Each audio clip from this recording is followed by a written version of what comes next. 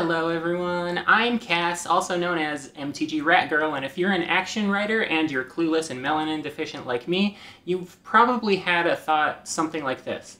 What if we could have the chaos of the 1800s American West, but with none of the displacement and killing of human beings, in a systematic, horrifying way? And the folks at Wizards of the Coast are also on board with this line of thinking. With the new Thunder Junction set of Magic the Gathering, you can enact your rootin' tootin' fantasies without worrying what Thunder Junction was before it was a desert. And if there was any hint of responsibility or empathy left in that bleeding heart of yours, you can just throw it in the trash because everyone in this set is some sort of outlaw anyway. Except maybe these cactus people, they seem like they were hanging out here for a while and just became recently awakened. They also seem really connected to the land in some sort of way. I wonder if that's like a metaphor for something. Anyway, we're in this pocket dimension for two reasons: playing cards and wearing funny hats. And I've already got my funny hat on. That's right, it's me, the fruity, butch-adjacent cowboy of the future. I'm here to listen to your girlfriend's problems and then go down on her because you're not open enough with your feelings, because you reflexively hide them in an attempt at misguided masculine stoicism. Draw! So now that we can get to card playing, do you remember this pretty little thorn in your side? She draws you a card and gains life every time you do something that the game wants you to be doing every turn anyway. Pretty annoying, right? Well, what if we slapped a cowboy hat on her and shipped her off to the south coast of Spain to film a spaghetti western? You'd get this guy. So get that coffee gristle out of your teeth and put your shit kickers on. It's time to saddle up. Yeehaw!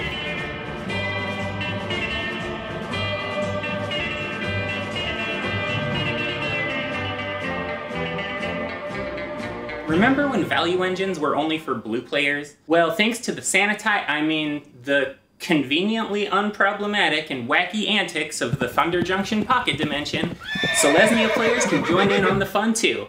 We're relying on a lot of creatures that get us ahead when they tap and untap, enabling them with vehicles and the new mount mechanic. Yeah, okay, alright, come on. Get it out of your system, come on. I'm gonna be talking about this for the rest of the video, so yuck it up now. Mount. Mounting. Mount and ride that thing into the ground. All good? All done? Okay, cool.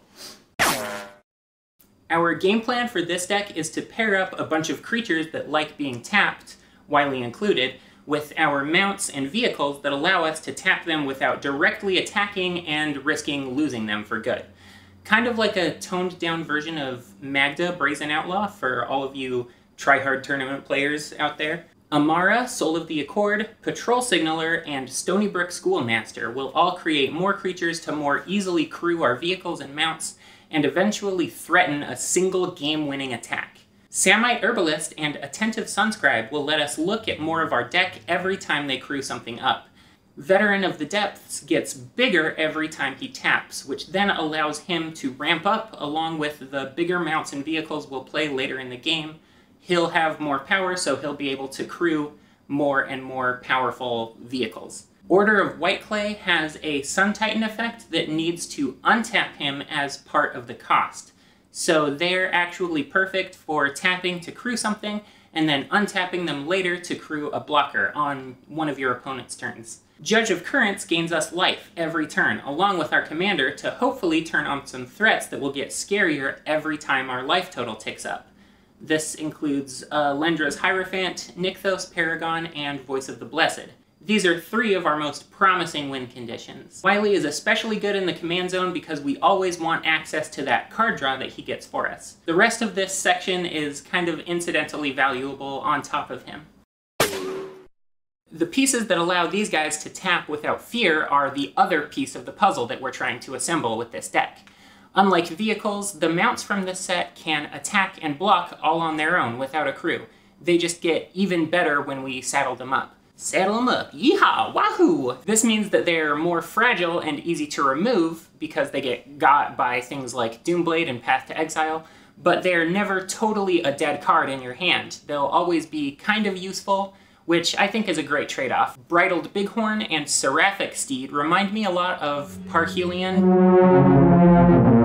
They're both included in our list to make even more creatures every time you attack, so you can snowball your way to a ridiculous pile of tokens to throw at your opponents later in the game. Fortune, Loyal Steed, and Trained Trained Arinx both dig deeper into our deck when they're saddled.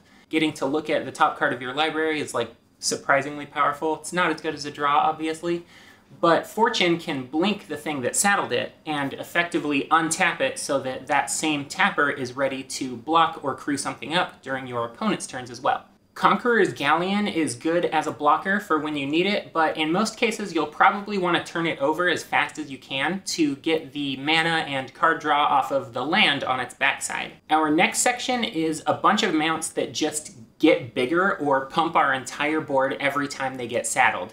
These are Bounding Felidar, Congregation Gryph, Ornery Tumblewag, Giant Beaver, and Rambling Opossum. The Tumblewag is especially good at making one of our mounts into a sudden game winner out of nowhere, since we have several other cards that like to put +1 counters on our mounts. And speaking of +1 counters, we have some single card threats that will carry us to a win when an overwhelming board of little critter tokens isn't going to do the trick. These are Elendra's Hierophant, Nykthos Paragon, and Voice of the Blessed, which I mentioned earlier. You'll notice that they all synergize pretty well with Wylie because they get bigger whenever we gain life. But they also synergize really well with Miriam, our Bounding Felidar, Giant Beaver, and our Tumblewag, because putting +1 counters directly on these creatures can suddenly make them really swingy and win you the game kind of out of nowhere. Voice of the Blessed really wants that 10th +1 counter on it to make it indestructible, and once we get Hierophant to high enough power, then even if our opponent gets rid of her, or we do a board wipe, we will still be left with a massive army of creature tokens to swing in and win the game. Okay, so you got yourself a saddle and you got yourself a horse, but you ain't really riding until you can hop on and off more than once per round. Don't read into that. Don't take that out of context. Civic Gardener and Seeker of Skybreak will help us untap Wylie or one of our other tappers once during our turn so that they can do it again to block. Look at this. Seeker is from 7th edition and it's still playable. That's so cool. It turns out untapping creatures is always busted in this game, no matter what. Drumbellower, Gideon Marshall Paragon, Quest for Renewal, and White Plume Adventurer will all untap your entire team after your turn is over. White Plume Adventurer has to get you through a dungeon first, but at least you'll be doing like confusing, grindy shit to your opponents until you get there, so gotta get that value and play a little silly fucking board game on top of the already complicated card game that we're playing just for those +1 counters and extra lands. Oh my god, this set was such a good idea! Each of these pieces actually synergizes with one of our slower win conditions, Throne of the God Pharaoh. Since Drumbellower, Quest, and White Plume Adventurer each untap our stuff during our opponent's turn, we will still get the life drain off of the throne and have our blockers up and ready to tap for even more value during everyone else's turn. Village Bellringer should really be used during an opponent's combat phase anyway to make use of its flash ability and to avoid non-bowing with our throne. So we've talked about Throne of the God Pharaoh as a win condition, but that's kind of a slowish backup plan anyway. The quickest way to win in green and white is always by creating an explosion of creature tokens and making a board that's stickier than a tub of molasses in the middle of the night on Halloween in your girlfriend's shorts while she's reading a romance novel on the floor of a whorehouse and she's eating hotcakes. We know some of our tappers make these basic little 1/1 critter tokens, but luckily we've got the two vehicles that do the absolute best at this job. Parhelion and Essica's Chariot. Seraphic Steed is also basically like, what if Parhelion was a horse? Selvala, Eager Trailblazer, also makes 1/1 mercenaries that can make our mounts and vehicles even more threatening when they swing in. That's probably always going to be what you want to do with those. They're fine to crew your things, but you really want to make a couple threats and make each of them hit as hard as they possibly can. The nice thing about Essica's Chariot is that it can copy any of these more impactful creature tokens. If it's on the board at the same time as Selvala or Parhelion, for example. You can also throw it down after playing a White Sun's Twilight and quickly threaten to poison someone out of the game. The piece that really turns this classic go-wide strategy from a friendly kitchen table game to a pistols-drawn hootin' and hollerin' standoff is Inquisitorial Rosette. Not only will it make some decent vigilant bodies when you attack, but it will also give your whole posse menace. making them even harder to profitably block. This can turn your defensive board of blockers into the quickest alpha strike this side of the Omen Path.